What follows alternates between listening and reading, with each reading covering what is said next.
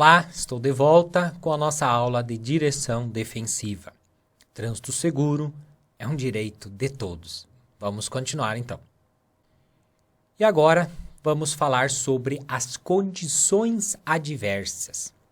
O que é uma condição adversa? São fatores ou combinação de fatores que aumentam o risco de um acidente no trânsito. Uma condição adversa, chuva, por exemplo, é uma condição adversa que aumenta o risco de acidente no trânsito. Agora, uma combinação de fatores, eu posso ter chuva, posso ter uma via com buracos. Então, eu já tenho uma combinação de fatores. Poderia ser também à noite ainda. Então, eu teria aqui 3 fatores. O condutor poderia estar alcoolizado. Então, eu teria também uma combinação de fatores. Então, condição adversa é isso. São fatores ou combinações de fatores que aumentam o risco ou a chance de ocorrer um acidente. Nós precisamos conhecer quais são estas condições adversas e, principalmente, o que eu posso fazer para minimizar os riscos de acidentes frente a estas condições adversas. Quais são as condições? Nós temos 8 condições adversas. Iluminação, tempo, via, trânsito, veículo, carga, passageiro e condutor. São 8 condições, são 8 situações, 8 grupos de condições que aumentam ou podem aumentar o risco de acidente no trânsito quando estiverem presentes estas condições. Nós fechamos aqui esta introdução ao assunto de condições adversas. Nosso próximo tópico, vamos iniciar estudando cada uma destas condições. Até lá! Prosseguindo com a nossa aula de direção defensiva. Condição adversa de luz. Esta é a nossa primeira condição adversa. Condição adversa de iluminação, luminosidade, luz, todas estão relacionadas ao mesmo item. Aí nós temos o ofuscamento, penumbra e noite. São as 3 condições adversas de luz. Isso que cai bastante na prova. Quais são as 3 condições de luz? Ofuscamento, penumbra e noite. Ofuscamento. Ocorre no condutor uma cegueira momentânea, causado pelo excesso de luz na sua visão. Este excesso de luz pode ocorrer devido ao sol, como na imagem aqui, ó, ao amanhecer ou ao anoitecer. Tá? Ela pode ocorrer também com a luz do veículo que vem em sentido contrário, em luz alta, bate aquela luz na tua vista e dá aquela cegada por alguns segundos. Tá? Pode ocorrer também por reflexo em objetos polidos, reflexo ou num vidro espelhado ou em algo polido. Pode ocorrer também devido a alguma outra situação onde a luz do sol ou a luz artificial bata em seu olho, incida ali diretamente no seu olho e dá então esta cegada por alguns segundos, por alguns instantes. Isto é definido como ofuscamento, também chamado de fusco-fusco, uma coisa assim, tá ok? Causas do ofuscamento, como já comentei, farol alto, a luz refletida pelo retrovisor do veículo. Então, ó, você está dirigindo aqui e vem um veículo atrás em luz alta. E esta luz alta bate no retrovisor interno ou externo do seu veículo e vem para o seu olho. Né? E os raios solares que já comentamos também. Cuidados no ofuscamento. O uso do quebra-sol, aqui o parasol, pala de proteção interna, tem vários nomes. Né? Então, este quebra-sol auxilia aí quando o sol está ao amanhecer ou ao anoitecer. Uso de óculos de sol. Não é obrigatório isso aqui, mas se recomenda quando se está dirigindo na luz do sol. A direção defensiva ela traz muitas questões que não é obrigatório, são recomendações. Por exemplo, ao amanhecer ou anoitecer, é obrigatório eu baixar o quebra-sol? Não. Uso de óculos de sol? Também não, mas são recomendações. Quando nós falamos em direção defensiva, em evitar acidentes, indiferente de ser lei ou não, nós temos que aplicar estas regras. O uso do dispositivo anti-ofuscamento do retrovisor interno. O retrovisor interno, atrás dele tem uma chavinha. se aciona ela, ele baixa o retrovisor. Chama-se dispositivo anti-ofuscamento do retrovisor interno. Muitos condutores nem sabem que tem este equipamento. Ele deve ser usado para evitar o ofuscamento. Ou até mesmo observar uma referência ao seu lado direito da pista. A gente diz que você deve se direcionar pela borda, pelo bordo direito, ali pela linha da borda direita, se direcionar. Então, se vem um veículo em sentido contrário, luz alta, não fica olhando para a luz do veículo. Olhe para baixo, olhe para a borda direita da pista, que isto faz com que evite o ofuscamento em você. Penumbra. Além do ofuscamento, a segunda condição adversa de luz é a penumbra. A penumbra é pouca luz. O lusco-fusco. Aquela ocorrência frequente ao amanhecer, ao anoitecer, como aqui na imagem, ó. Vocês podem observar que ele não está claro, porém não está escuro. Nós temos aqui, então, pouca luz. Isto também aumenta o risco de acidentes. Quais os cuidados que eu posso ter nesta situação de penumbra, de pouca luz? Acender a luz baixa já, isto já auxilia, principalmente para os outros veículos verem você. A luz não vai auxiliar tanto para você, mas sim para os outros te verem. Reduzir a velocidade, sempre nesta situação, e redobrar a atenção. Existem estatísticas que comprovam que este é um dos horários com maior incidência de acidentes, devido à falta de luz, a pouca luz, melhor. Não? E por fim, nós temos a noite, a terceira condição adversa de luz. A noite é a ausência total de luz solar. Nesta condição não temos luz nenhuma. Portanto, aumente muito o risco de acidentes, porque você tem uma visão diminuída, você enxerga a muito pouco à sua frente. Você vai enxergar apenas a distância que a luz do seu veículo alcançar. Você não vai conseguir enxergar a 200, 500 metros à tua frente, como durante o dia. Por isso que uma das recomendações em direção defensiva é, sempre que possível, dirija durante o dia. Evite de dirigir à noite. Eu sei que tem muitos condutores que dizem, eu prefiro dirigir à noite, é mais tranquilo. Porém, os riscos de acidente à noite aumentam. Além da questão da pouca luz ou da ausência total de luz, temos o risco também do sono que apresenta o condutor. Joia? Cuidados à noite. Manter faróis limpos e bem regulados. Para você ter uma luz de boa condição no seu veículo. Isso auxilia você enxergar a via para não sair da pista. Luzes funcionando corretamente, não podem estar queimadas os faróis. Às vezes está queimado a luz baixa e o condutor transita o tempo todo em luz alta. Isto traz uma dificuldade para o outro condutor que vem em sentido contrário. Evitar de trafegar à noite, já coloquei este item, e reduzir a velocidade e aumentar a distância de segmento do veículo que está indo à sua frente. Mantenha-se mais distante. Muitas vezes, este veículo da frente pode estar com o seu farol queimado, a luz de freio queimado. Aí ele vai reduzir e quando você menos esperar, você vem a colidir. Então, aumente essa distância de segmento, que isto ajuda a evitar os acidentes sobre esta condição adversa de noite. Fechamos aqui as 3 condições. Condição adversa de luz, tá?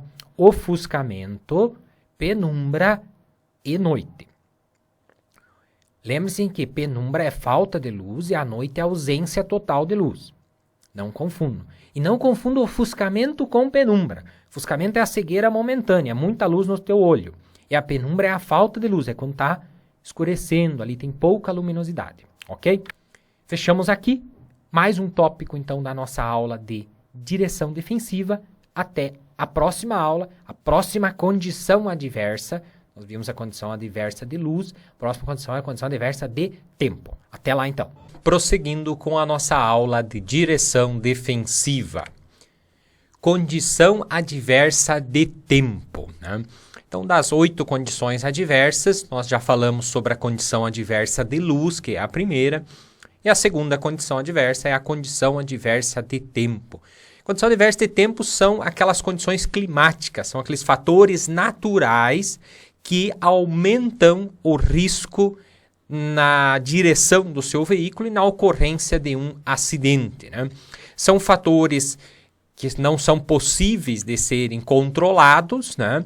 Porém, é possível você, condutor, aplicar algumas técnicas que reduzem o risco ou a chance de ocorrer um acidente. As principais condições adversas de tempo estão relacionadas aqui: chuva, enchente, neblina ou cerração, chuva de granizo, fumaça, algumas não tão comuns quanto neve, vento, frio e o calor. Todas estas condições listadas aqui, todos esses fatores climáticos, esses fenômenos climáticos, são situações que aumentam o risco ou a chance de ocorrer um acidente. E vamos falar da primeira delas, que é a condição adversa de chuva. Acredito que seja a condição adversa de tempo mais comum, presente aí constantemente quando você está dirigindo, né? Então você sai lá, às vezes o tempo não está chovendo, porém durante o seu trajeto, durante a sua viagem, inicia-se a chuva, né? A chuva, na verdade, ela reduz a visibilidade, é um dos problemas, vamos dizer, ocasionados pela chuva. E a segunda situação relacionada à chuva é a diminuição da aderência do pneu com o solo, com o pavimento, com o asfalto, ou a estrada, ou o paralelepípedo, qual seja o tipo de pavimento, né? Com isso, ele aumenta a distância da tua parada, a distância de frenagem, né?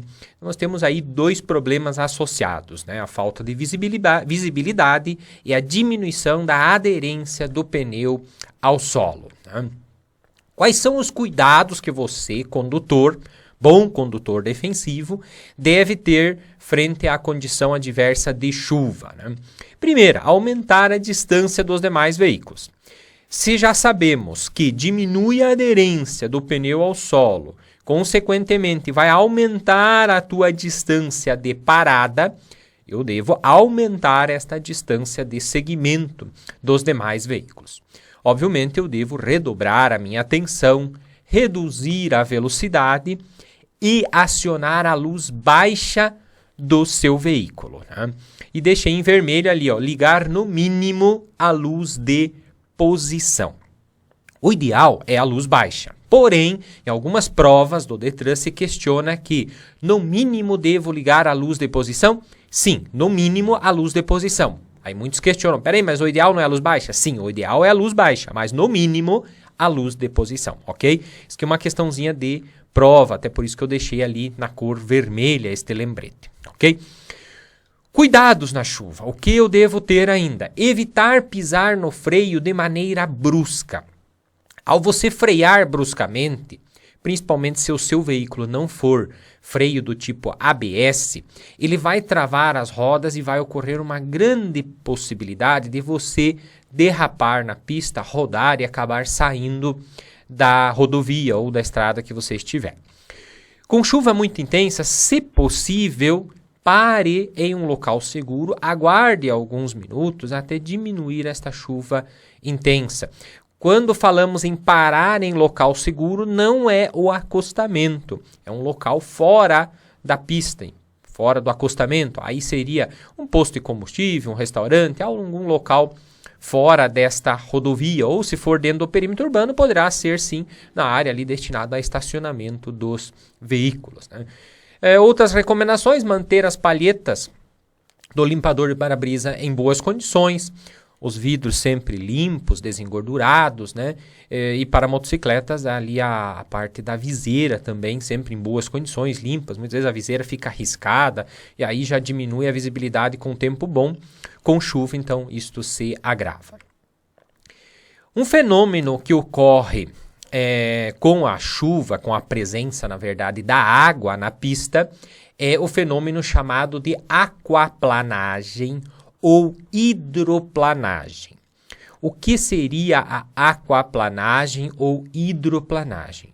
Nada mais é do que quando forma uma lâmina de água sobre a pista ou poças de água sobre a pista e você vem ali com o seu veículo e o veículo plana, o veículo literalmente derrapa sobre esta lâmina de água, ok? Aqui tem uma informação importante. Ó. Isto pode ocorrer durante ou após a chuva. Tá? Tem algumas questões na prova do Detran que questiona exatamente isto. A aquaplanagem ocorre durante a chuva? A aquaplanagem ocorre durante ou após a chuva? Sim, durante ou após, pois podem ficar poças de água acumuladas na pista e aí, mesmo após a chuva, há um risco da aquaplanagem. Portanto, fica o cuidado para você, condutor. Mesmo após a chuva, mantenha o cuidado, mantenha a atenção e uma velocidade reduzida. 3 são os fatores que geram a aquaplanagem. 3 são os fatores que aumentam este risco ou chance de ocorrer um acidente. Primeira, a água na pista, né? A camada ou as poças de água na pista. O excesso de velocidade e os pneus com sulcos insuficientes. Ou seja, pneu careca, tá? Mais ou menos que nem a minha testa aqui, assim, já lisinha, né? Então, esses 3 fatores geram a aquaplanagem.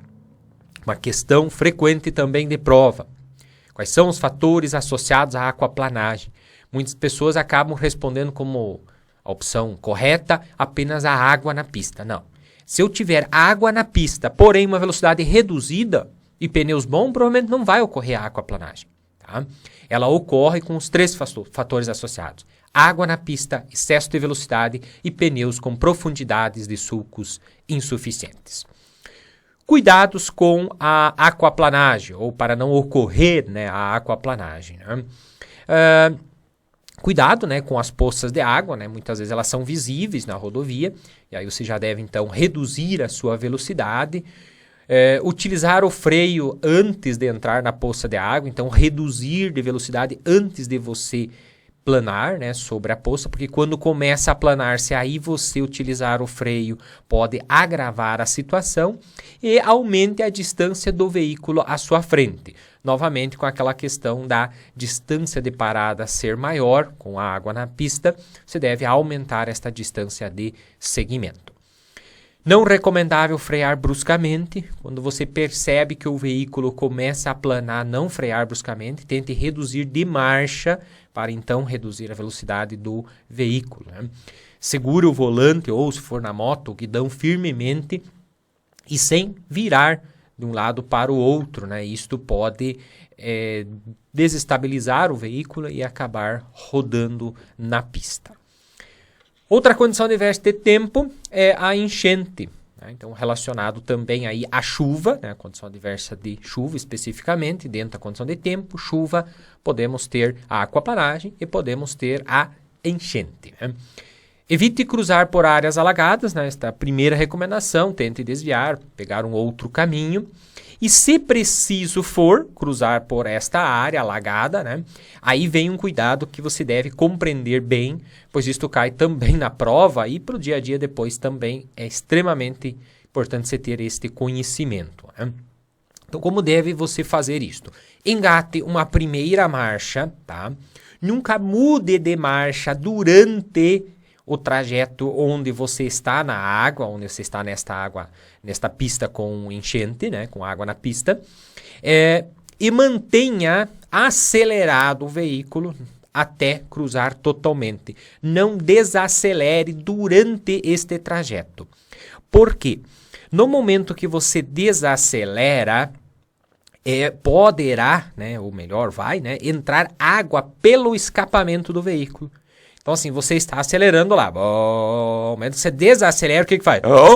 Ele puxa ar pelo escapamento e neste puxar o ar, ele pode puxar a água junto e ir até o motor e o motor apaga e o motor desliga, tá? Então, não desacelere e, desta mesma forma, não troque de marcha. Então, coloque uma primeira marcha, acelere e mantenha acelerado. Para você conseguir manter uma velocidade às vezes menor, se for o caso, você deverá controlar na embreagem esta velocidade, mas mantendo sempre o acelerador preso, ou seja, mantendo ele numa mesma aceleração, ok? Após cruzar por esta área alagadiça, você deverá testar os freios, pois eles podem molhar ali as pastilhas de freios, disco, como for o tipo de freio, e isto ter algum problema no momento da necessidade de uma frenagem. Muito bem. Outra condição adversa de tempo é a neblina ou a cerração. Muitos até me questionam, André, neblina e cerração são a mesma coisa? Não. A neblina seria uma garoa fina, vamos dizer assim, uma chuvinha fina, tá? Já a cerração é a precipitação da água que levanta do solo e acaba tornando o ambiente mais ou menos como desta imagem aqui, bastante difícil de você visualizar. Porém, tanto a neblina quanto a cerração geralmente tornam a tua visibilidade desta forma aqui. Né? Lembre-se também que nesta condição o pavimento fica úmido, escorregadio, também diminuindo a aderência dos pneus ao solo. Então, além de diminuir a visibilidade muito drasticamente, ele também diminui a sua aderência ao solo. Cuidados, então, com a neblina ou a cerração. Acender a luz baixa, novamente, né, a situação da luz baixa, ou pelo menos a luz de posição. Aumente a distância do veículo à sua frente, da mesma forma como na chuva, como ele diminui a aderência dos pneus, precisa aumentar a distância. Reduzir a velocidade, não utilizar o farol alto piora a sua visibilidade. Se você já observou isto, quando você coloca a luz alta, fica mais difícil você visualizar a pista ou outros veículos do que com a luz baixa. E caso tenha muita dificuldade de continuar trafegando, pare também em um local seguro, novamente, fora da pista. Chuva de granizo, outra condição adversa de tempo. No caso da chuva de granizo, né, chuva de pedra, para quem não compreende, a melhor coisa que você pode fazer é parar num local seguro a fim de aguardar a passagem desta chuva de granizo. Por dois motivos. Uma, pela visibilidade que reduz bastante e depois pelo risco de danificar o seu veículo. Né? Chuva de granizo ela poderá quebrar para-brisas e danificar totalmente a lataria. Então procure sempre que possível, né, parar num local seguro. Aumenta a distância também dos demais veículos, são alguns cuidados aí. Redobre a atenção, reduz a velocidade se for necessário continuar trafegando e pare somente em local seguro.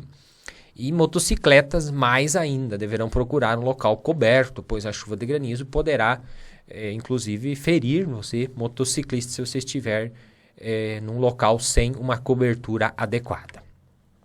Condição adversa de fumaça.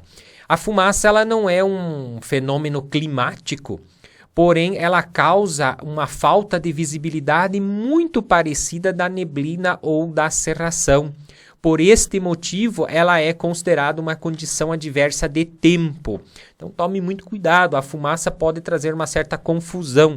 Peraí, mas fumaça é condição adversa de tempo? Sim. Ela foi incluída como uma condição adversa de tempo devido a isso que eu comentei. Ele torna-se um local com falta de visibilidade, né? E aumentando aí o risco de acidentes. Cuidados, né? Aumenta a distância também dos demais veículos, redobre a atenção, reduz a velocidade antes de adentrar a esta nuvem de fumaça. Feche os vidros dos automóveis para não entrar a fumaça dentro do seu veículo. Não frear bruscamente dentro da nuvem de fumaça, pois às vezes um veículo que está vindo atrás de você não está muito atento, pode acabar colidindo em seu veículo. E jamais parar dentro da nuvem de fumaça. Outras condições adversas de tempo que nós temos, não vou comentar muito de cada uma delas, pois são condições não muito comuns, né, na nossa região, que seria a neve, o vento forte, né, não é um vento qualquer, mas um vento forte, né, o calor excessivo, até nós temos no Brasil em várias regiões, né, e o frio também na região do sul. São condições que aumentam o risco de acidentes. Até muitos me questionam aqui, peraí André, mas calor, frio, como que isso se torna uma condição adversa? Como que o frio vai aumentar o risco de acidente? Né? Eu sou da região sul do Brasil, né? E utilizei muito moto. A motocicleta no inverno, no frio, sei lá, 6 horas da manhã com menos 2 graus negativos, aí, você trafegando com a sua motocicleta, ali com a mão segurando o guidão, aquilo congela a tua mão. Aquilo fica muito fácil de você acabar se desequilibrando aí até caindo da motocicleta. Inclusive já caí da motocicleta praticamente congelado em cima dela, né? Eu trafegava pelo período da manhã, Normalmente às 6 horas da manhã, fazia 50 quilômetros de motocicleta. E aí eu parava durante o trajeto para colocar as mãos sobre o motor da motocicleta para aquecê-la. Então isto se torna uma condição adversa de tempo. Da mesma forma o calor excessivo, ele causa sonolência, causa cansaço, começa a suar, fica difícil, aumenta o risco sim, ou a chance de acidente, né? Da mesma forma, a neve ou o vento se torna um risco. A neve, inclusive, a pista fica bastante escorregadia, bastante difícil para dirigir em neve para quem não possui habilidade. Como no Brasil a gente não tem a neve, nós não temos este problema, esta condição aqui, mas se você, condutor, habilitado aqui, que pode dirigir em outros países, forem alguns países como, por exemplo, Chile, Argentina, onde você encontra neve, se deverá tomar alguns cuidados específicos referentes a esta condição adversa de neve. Muito bem, fechamos aqui mais um tópico da nossa aula de direção defensiva e falamos aí então da condição adversa de tempo, ok? Então já fechamos duas condições adversas, condição adversa de luz e agora a condição adversa de tempo. E até o nosso próximo tópico. Estou de volta para dar sequência à nossa aula. Condição adversa de vias. Então vamos falar agora aos fatores relacionados à via, seja na sinalização ou na pavimentação, que aumentam o risco ou a chance de ocorrer um acidente.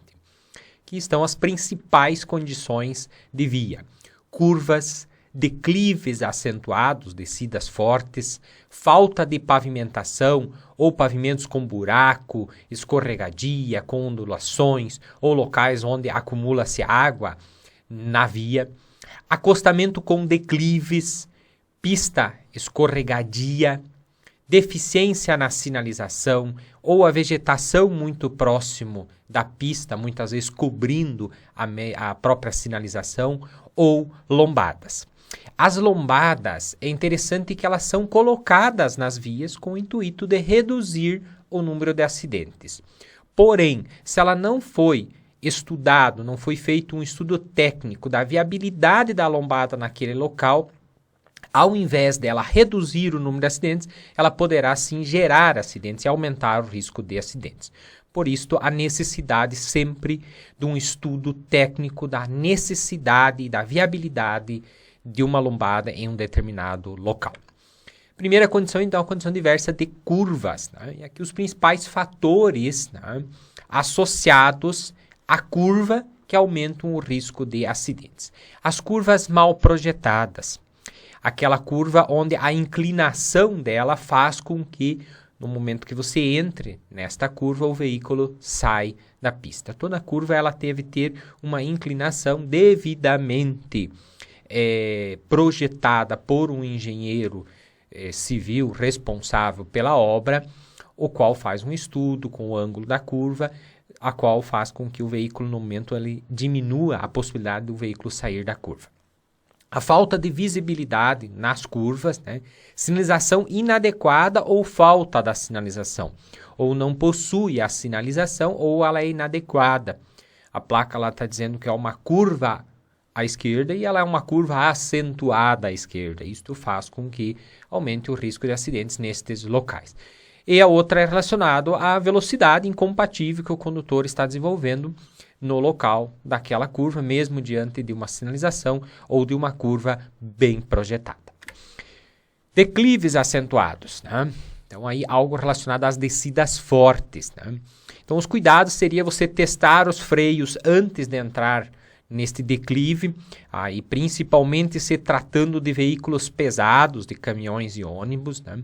Nunca desça com o veículo desengrenado, sempre utilizar o freio motor.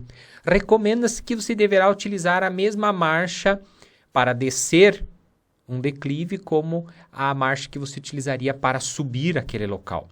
Então, se tem lá um declive, que ao contrário, no aclive você necessitaria de uma primeira marcha, então no momento que você está descendo, também utilize a primeira marcha, né? Então, essa é uma recomendação aí para qualquer tipo de veículo, indiferente de ser um veículo pequeno ou um veículo maior. Problemas agora relacionados a pavimento, né? pavimento com defeito, com buracos, desníveis, né?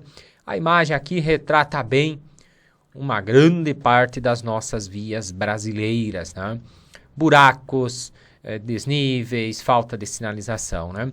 Então, ao perceber essas condições na pista, cabe a você, condutor, reduzir de velocidade, redobrar a atenção. Aí, muitas vezes você vai desviar de um buraco, acaba batendo em outro veículo, né? Então, ficar bastante atento frente a estas condições relacionadas aí ao pavimento, né? Os motociclistas deverão ter mais cuidados ainda frente a estas condições aí relacionados ao pavimento, né? Primeiro cuidado, segure firme o guidão, mantendo firme os braços, né? Em caso de derrapagem, você deve virar levemente no sentido da derrapagem, né? Aqui existe uma questão que cai bastante na prova referente a este item. Muitas vezes a questão está assim, ao se deparar com um obstáculo na via. O obstáculo na via poderá ser um buraco ou até mesmo uma valeta, uma vala, algo assim. O que você deverá fazer, no caso do motociclista, segurar firme o guidão e passar alinhado ao obstáculo. Ou seja, passar reto, né, ao obstáculo, não tentar desviar. Se você estiver muito próximo do obstáculo, você poderá se desequilibrar ao tentar desviar. E o que você poderá fazer é procurar se levantar, ficar de pé em cima da moto e passar alinhado ao obstáculo. Não freie, não desvie, né, e segure firme o guidão, tá? Reduzir sempre que possível a velocidade antes, né, destes locais de pouca aderência ou dos buracos, né? Nunca em cima do buraco ou do local de pouca aderência, que se você aí neste momento tentar frear com a moto, é bem provável que você derrape, né? No momento que você já estiver sobre o buraco ou sobre este local de pouca aderência, mantenha a aceleração. Também desacelerar poderá desequilibrar você, né? Se necessário for utilizar os freios, utilize sempre ambos os freios, tanto o dianteiro quanto o traseiro. Nunca utilizar apenas um deles, né? Principalmente o dianteiro. Se você utilizar apenas o freio dianteiro, bem fácil de você se desequilibrar e acabar caindo da moto ou derrapando com ela. Deficiência na sinalização, uma outra condição adversa aí de via, né? Ou é a vegetação muito próximo à pista, né, que também pode encobrir a sinalização, como é o caso aqui, ou até dificultar numa curva de você conseguir visualizar um outro veículo, né? E uma outra condição é os acostamentos com desníveis. Não é o acostamento com uma queda, mas muitas vezes a diferença de altura entre a pista e o acostamento, um desnível muito grande, que quando você vai sair da pista para acessar o acostamento, você perde o controle do veículo. Claro que sempre que você, condutor, for acessar o acostamento, diminua um pouco de velocidade antes, para então acessar o acostamento. Porém, locais com grande desnível, há um risco grande de acidentes ao acessar os acostamentos. Ok? Fechamos aqui o tópico referente às condições adversas de vias. Só relembrando, fechamos 3 condições. Condições adversas de luz, condição adversa de tempo e condição adversa de vias. Lembrando, nós temos um total de 8 condições adversas. Na sequência, vamos para a 4ª condição. Até mais! Muito bem, dando sequência à nossa aula de direção defensiva. E agora são as condições adversas de trânsito. Então, as condições relacionadas ao trânsito, à movimentação de veículos, que aumenta o risco ou a chance de ocorrer um acidente, né? Quais são essas principais condições? Tráfego denso e com baixa velocidade. São aqueles horários de bastante movimento. Locais e horários com congestionamento. Os nossos horários de pico, bastante comum aí em grandes centros urbanos, né? Tráfego intenso de veículos pesados, ou tráfego intenso de pedestres, ciclistas ou motociclistas em um determinado local ou em um determinado horário, né? E o tráfego intenso em determinados dias da semana, devido a feriados ou festas, né? É uma questão que costuma cair nas provas do Detran, que feriados e festas são condições adversas de trânsito. Então não se esqueça disso, congestionamento, horários e locais de maior movimento, Tráfego intenso de veículos pesados e festas e feriados são condições adversas de trânsito. Cuidados nestas condições adversas de trânsito. O que você, condutor, poderá fazer para reduzir o risco de acidentes, mesmo frente às condições de trânsito? Primeiro, redobrar a atenção, né? Diminuir a sua velocidade, se for o caso de alta velocidade naquele local. E, principalmente, evite os horários e locais de maior movimento, os horários de congestionamento. Aí se usa muito a definição planejar o itinerário. O que seria planejar o itinerário? É você planejar a sua viagem. Você planejar o horário que você vai sair. Muitas vezes no início de um feriadão aí, o feriadão começa na sexta, né? Então sexta, sábado e domingo um feriadão prolongado, né? A grande maioria das pessoas vão viajar quando? Na quinta à noite, na sexta pelo período da manhã. Então planeje sua viagem. Quem sabe procure sair um pouco mais tarde.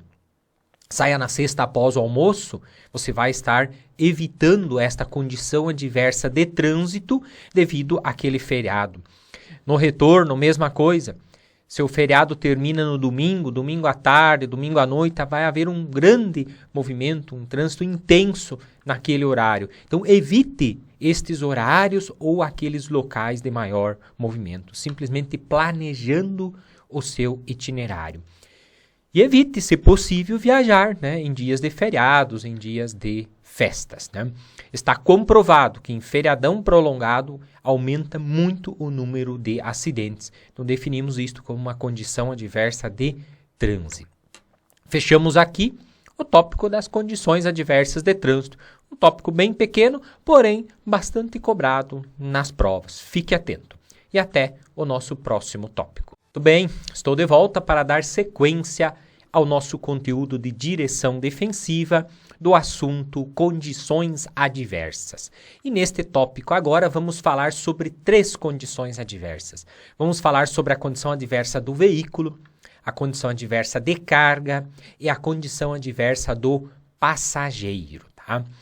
E fica sempre o lembrete, se você tiver qualquer dúvida referente a esta matéria, a este assunto da direção defensiva, não hesite em entrar em contato conosco através dos nossos tutores. Estamos sempre à sua disposição para lhe auxiliar no que for necessário. Os nossos instrutores são todos profissionais qualificados, especialistas na área de trânsito, que estão preparadíssimos para lhe atender. E vamos iniciar então este bloco agora com estas 3 condições adversas. Condição adversa do veículo. Qualquer equipamento obrigatório do veículo que esteja ausente ou inoperante, que não tenha ou esteja estragado, é considerado uma condição adversa do veículo. As principais delas, problemas relacionados à suspensão, ao sistema de direção, à iluminação do veículo, os pneus, espelhos retrovisores, sistema de direção, freio, dentre inúmeros outros equipamentos do veículo. Pode imaginar qualquer equipamento obrigatório do veículo, se ele não tiver, é considerado uma condição adversa relacionada ao veículo. Ok? Condição adversa de carga. Algo relacionado à carga. Aqui a imagem ao fundo até bizarra ali, né? Um caminhão com uma carga gigante, né? Condição adversa de carga. Poderá ser também uma carga mal distribuída, mal embalada ou não acondicionado de forma adequada, né? Muitas vezes a carga está carregada num caminhão muito para frente, muito para trás, muito de um lado, né? Então é considerado uma carga mal distribuída, mal adequadamente condicionada, ela não está condicionada de forma inadequada, não está amarrada devidamente, imobilizada, poderá ser considerado condição adversa de carga, tá? Não conhecer o tipo de carga que está transportando. Então, você, condutor, principalmente em veículos maiores, aí caminhões e carretas, você deverá ter ciência de qual tipo de carga você está transportando, considerando-se que existem algumas cargas, inclusive, que necessitam de cursos específicos. se referindo, por exemplo, a veículos que transportam cargas perigosas, né? Necessita aí do curso de movimentação operacional de produtos perigosos, né? Ou, por exemplo, uma carga indivisível necessita também de um curso específico. Então, antes de mais nada, você deverá ter conhecimento do tipo da carga que você está transportando e se você está preparado, se você está habilitado, apto a conduzir o veículo com esta determinada carga, tá? Mau estado da carroceria ou do compartimento de carga também é considerado uma condição referente à carga, né? Cuidados na condição adversa de carga, né? O volume e o peso devem ser compatíveis com a capacidade do veículo, né? Pegando este veículo aí novamente, da imagem ao fundo, o volume não está compatível com a capacidade do veículo. Quem sabe o peso até esteja, pois pela imagem pode-se perceber que não é uma carga pesada, porém, aí as dimensões de altura e de largura estão fora dos permitidos para este tipo de veículo, né? Não transportar passageiro no compartimento de carga e vice-versa. Isto é bem óbvio, né? Que você não pode levar o passageiro no porta-malas do seu veículo e também, pela legislação e pelos cuidados recomendados, você não pode levar carga no compartimento de passageiros. Aí uma questão que muitas pessoas me indagam, André, então eu não posso ir no mercado, fazer aquela compra imensa e colocar em cima do banco do veículo? Não é permitido transportar carga dentro do compartimento de passageiros. Aí, para ilustrar, vou contar um fato que ocorreu comigo, né? O qual é a carga que estava no compartimento de passageiros quase que acabou em uma tragédia. Eu estava conduzindo um veículo, né, da autoescola, né? Estava aí indo da minha residência até a autoescola e neste trajeto tinha aqueles caminhão que ficam à beira da via vendendo frutas, né? E o vendedor estava com umas melancias muito bonitas ali e eu acabei adquirindo uma melancia daquela, uma melancia grande ali, e coloquei em cima do banco do passageiro, ao meu lado ali, né? Eu fui conduzindo ali, né? Eu olhava para a melancia olhava para mim, fui conduzindo este meu veículo. Numa certa altura tive que dar uma freada brusca. Neste momento, a melancia rolou de cima do banco e acabou batendo contra o pedal do freio, que no carro de autoescola existe esse pedal do freio da embreagem do lado do passageiro. E neste momento, a melancia rolou e bateu neste freio e a freada foi muito brusca aí, ou seja, ele segurou totalmente o veículo, vinha um caminhão atrás, quase acabou nos atropelando, né? Então, um exemplo aí prático que aconteceu comigo, que justifica a não possibilidade, né, de transportar carga no compartimento de passageiros. Até no momento de um acidente, esta carga, esses objetos que estão dentro ali do veículo, junto com os passageiros, eles podem acabar atingindo você durante um capotamento ou qualquer outro tipo de acidente, tá ok? E, por fim, certificar-se que a carga está imobilizada e bem acondicionada, tá? Às vezes cai na prova a seguinte questão: falha na imobilização e acondicionamento são considerados condições adversas de carga, tá? E ao contrário, para não ser uma condição, você tem que tomar os devidos cuidados com a imobilização e o acondicionamento desta carga. Condição adversa do passageiro, né? Então aqui é o caso daquele passageiro que torna-se um risco maior para a condução do veículo na via pública, né? Crianças podem ser consideradas condições adversas do passageiro. Uma criança pequena que está desacompanhada, ela começa a tirar o cinto, querer abrir ali a janela do seu veículo, né? Passageiros com estado emocional alterado, um passageiro alcoolizado, irritado, estressado, né? Barulhos, brigas ou pessoas que passem mal durante o percurso, né? Então, aquela pessoa que você tem que estar parando porque ela passa mal é considerado uma condição adversa do passageiro, né? E o excesso de passageiros, como na imagem aqui, ó, isso aí não é permitido, ou seja, o excesso de passageiros, então, é uma condição relacionada ao passageiro. Cuidados com os passageiros. Não permitir que o passageiro ou os passageiros desviem a sua atenção. Quando transportar criança, é indispensável um acompanhante para cuidar dela, ou seja, para esta criança não ficar sozinha dentro do veículo.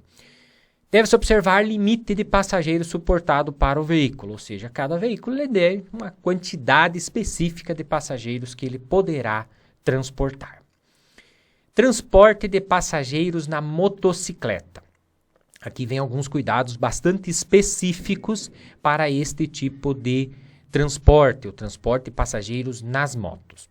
No caso de um passageiro inexperiente, né, é importante que o piloto reserve alguns minutos para orientá-lo. Orientar sobre como ele deverá subir na moto, onde ele deverá se segurar, né? Então, são recomendações necessárias para este passageiro que nunca esteve em uma moto, né? Ao trafegar, é importante que o passageiro só monte na moto após o piloto.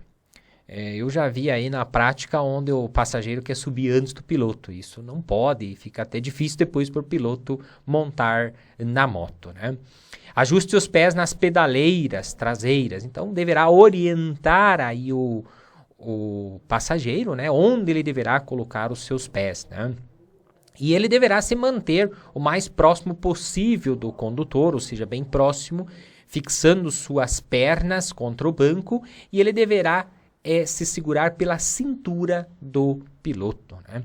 Aí muitos até dão risada, né, sobre essa situação de se segurar pela cintura do piloto, né? Mas é o recomendado, é o que se recomenda no transporte de passageiros em motocicletas, né? Para manter a estabilidade do veículo durante a pilotagem, o passageiro tem de acompanhar as inclinações necessárias durante as curvas, né? Então, se o piloto vai para um lado, o passageiro deve acompanhar esta movimentação do piloto, né? Ele deverá seguir aí o movimento do piloto, não indo para o sentido contrário, isso vai dificultar a pilotagem. Na frenagem da motocicleta é necessário que ele pressione as pernas no quadril do piloto para que este não sofra a transferência de peso e perca o equilíbrio. Isso também é um cuidado bastante importante aí. O passageiro na motocicleta ele deve estar atento às manobras que o piloto vai estar fazendo aí durante o percurso. Ele não pode estar desatento em cima da motocicleta. Então, são cuidados aí ao passageiro e isto tudo precisa ser orientado ao passageiro antes. Sendo este passageiro inexperiente, com mais ênfase, e mesmo para aquele passageiro que já andou em alguma motocicleta, deverá tomar-se alguns minutos para passar estas orientações. Quando a motocicleta parar, o passageiro deve manter os pés nas pedaleiras traseiras, né, avisando o piloto de que já está pronto para saltar. Então o piloto avisa, pode descer agora, e aí sim o passageiro desce da motocicleta. O motociclista deverá manter maior distância dos veículos da frente, pois devido ao maior peso, a distância de frenagem aumenta. Então, o motociclista ele também deverá ter alguns cuidados quando no transporte de um passageiro, né? Inclusive, quando você vai levar um passageiro na motocicleta, já se exige uma experiência maior, né? Uma habilidade maior aí na condução desta motocicleta. Fechamos aí o nosso tópico das condições adversas do veículo, da carga e do passageiro, ok? Fechamos aqui mais um tópico.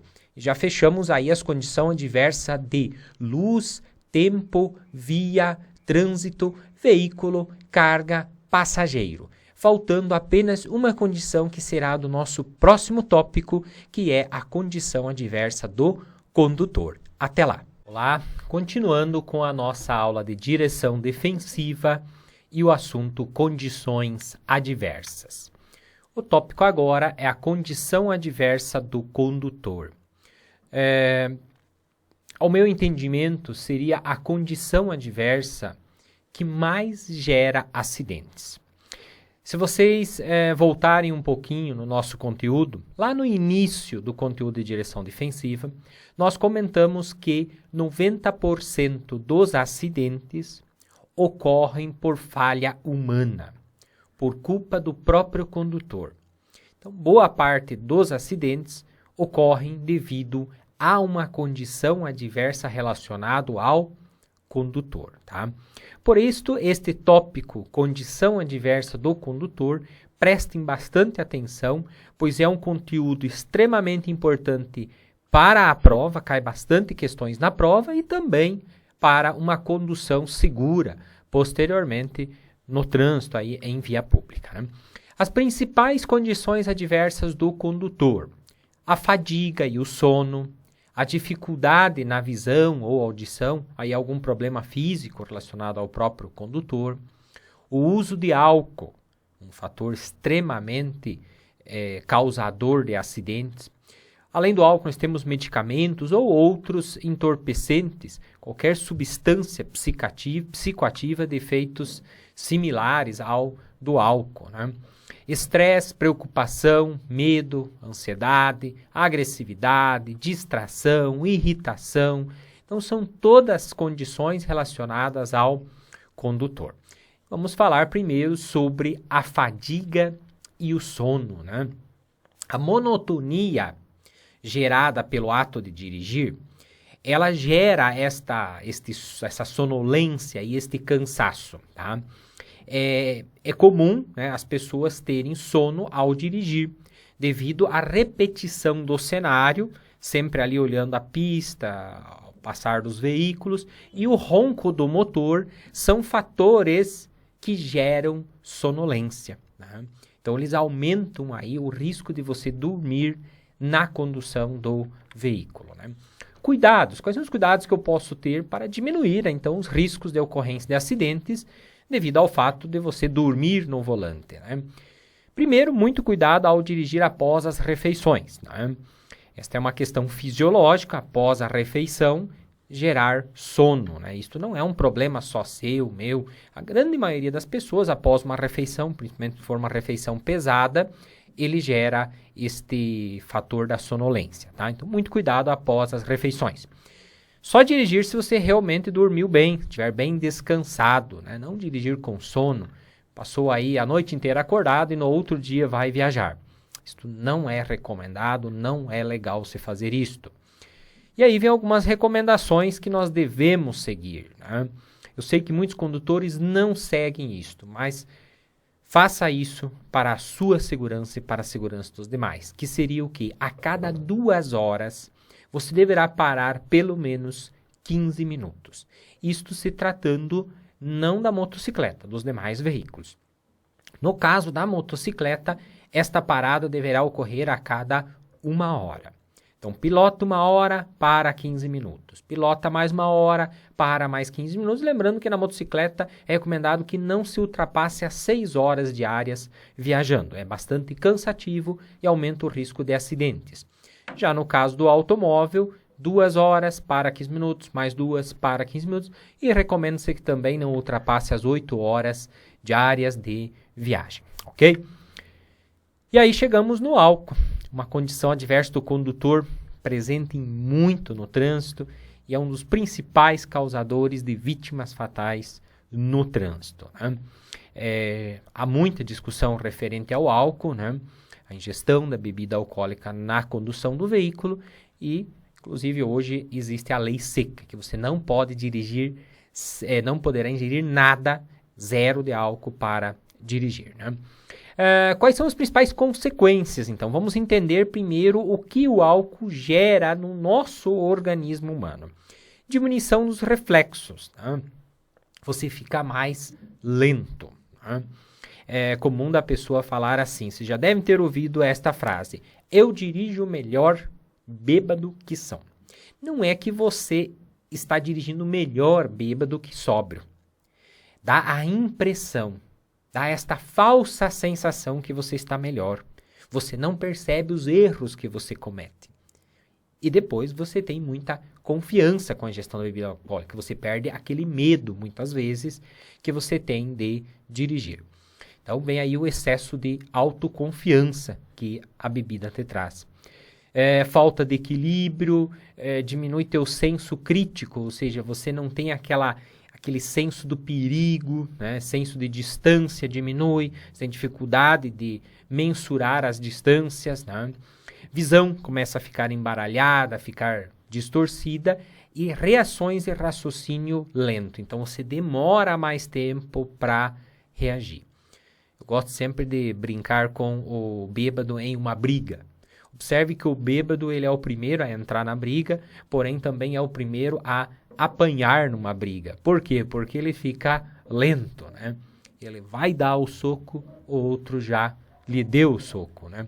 No trânsito não é muito diferente, o condutor alcoolizado, ele fica com essa reação e esse raciocínio lento. E isto aumenta muito o risco de acidente, tratando-se que no trânsito você está em alta velocidade, qualquer segundo faz uma diferença imensa para você evitar ou não evitar um acidente.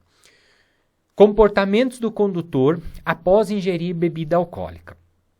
Vimos anteriormente o que ele causa no organismo humano, ou seja, quais são os efeitos do álcool no organismo humano. E agora, quais são os comportamentos, quais são as reações deste condutor sobre efeito de álcool. Falta de equilíbrio, dificuldade de fixação de visão, a visão fica distorcida, embaralhada, o excesso de velocidade e manobras arriscadas, né? É interessante que muitas vezes a pessoa sóbria, ela não pratica uma manobra perigosa, mas sob o efeito do álcool, ele a faz, né? É aquela autoconfiança, a sensação de que eu estou bem, sensação de que eu posso, que eu consigo, né? Então, esse excesso de velocidade, manobras arriscadas são bastante comum disso estar presente no condutor alcoolizado, né? É difícil uma pessoa sóbria fazer uma manobra arriscada. Geralmente, sob efeito de álcool, ela faz isso. Reações atrasadas, lentas, né? Comentamos lá já anteriormente sobre isso também. E a perda da noção de distância, né? Então, são os efeitos aí que o álcool causa no condutor e são os comportamentos que ele acaba apresentando. Isso aqui é clássico, é típico. Todo condutor alcoolizado ou sob efeito de álcool tem estes comportamentos, apresenta esta personalidade. Medicamentos. Outro elemento que aumenta o risco de acidentes no trânsito. Medicamentos para emagrecimento. Aí dentro destes medicamentos para emagrecimento entram drogas, né, para se manter acordadas, os rebites, que originalmente os medicamentos que são usados para se manter acordados, os rebites, eles foram desenvolvidos para o emagrecimento, pois a pessoa fica um tempo muito grande acordado, com isso ela tem um gasto energético maior, né, e ela não tem sono, não tem fome, não tem sede, então lógico o organismo vai perder peso, né? Você vai perder aí calorias, né? Mas no trânsito isso é um perigo imenso, né? Você dirigir aí por 24 horas, a tua reação começa a ficar lento, a tua atenção diminui, né? Então muito cuidado com o uso dos rebites, das drogas aí para se manter acordado, né? Antialérgicos e calmantes, são medicamentos aí que causam sonolência, né? Ou a tua atenção e concentração reduzida. Da mesma forma, relaxantes musculares e medicamentos para náuseas, para vômitos, enjoos, também, na grande maioria das suas vezes, são medicamentos que geram sonolência. O uso de qualquer medicamento sempre deverá ser sobre orientação e prescrição médica. Ao contrário, não deverá usar algum tipo de medicamento, muito menos na condução do veículo. Drogas, né? Outro assunto aí bastante discutido, bastante comentado. Não vou entrar em detalhes aqui nas drogas, né? Mas toda droga ilícita, cocaína, cafeína, mescalina, LSD, êxtase, THC, e enfim, uma infinidade de drogas, né? Que elas alteram o comportamento do condutor e, consequentemente, aumentam o risco ou a chance de acidentes. Muitas pessoas me questionam, André, mas a maconha, né? Eu até nem coloquei ali, a maconha, ela é uma droga que acalma a pessoa, ela vai ser um condutor mais tranquilo. Da mesma forma como ele acalma, ele causa sonolência, ele deixa a pessoa mais desatenta, reações lentas, aumentando assim o risco de acidentes. Então qualquer droga ilícita, como os medicamentos que são lícitos, só poderá ser usado com prescrição médica, então muito menos as drogas ilícitas você poderá estar utilizando na condução do veículo, na verdade não poderá estar utilizando nunca, mas principalmente na condução do veículo. Fechamos aqui este tópico importantíssimo, que é o tópico referente às condições adversas do condutor. E finalizamos aqui as 8 condições adversas que aumentam o risco ou a chance de ocorrer um acidente, ok? O assunto de direção defensiva, até este momento, nós comentamos sobre alguns pontos. Vou dar uma relembrada aqui nestes pontos de maior importância. Nós comentamos primeiro o que é direção defensiva, que é você dirigir de forma a evitar os acidentes ou diminuir as consequências de um acidente inevitável. Comentamos que 90% dos acidentes ocorrem por falha humana. E as falhas humanas, as principais delas, são a negligência, a imprudência e a imperícia. Negligência, imprudência e imperícia.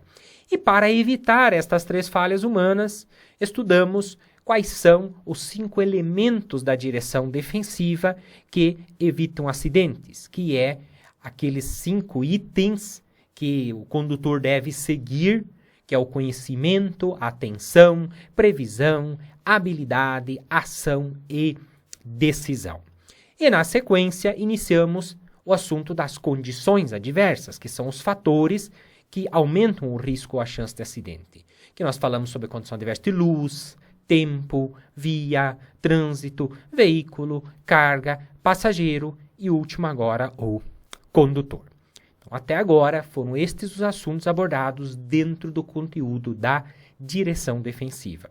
No próximo tópico, iremos iniciar o assunto acidentes dentro do assunto da direção defensiva. Até lá!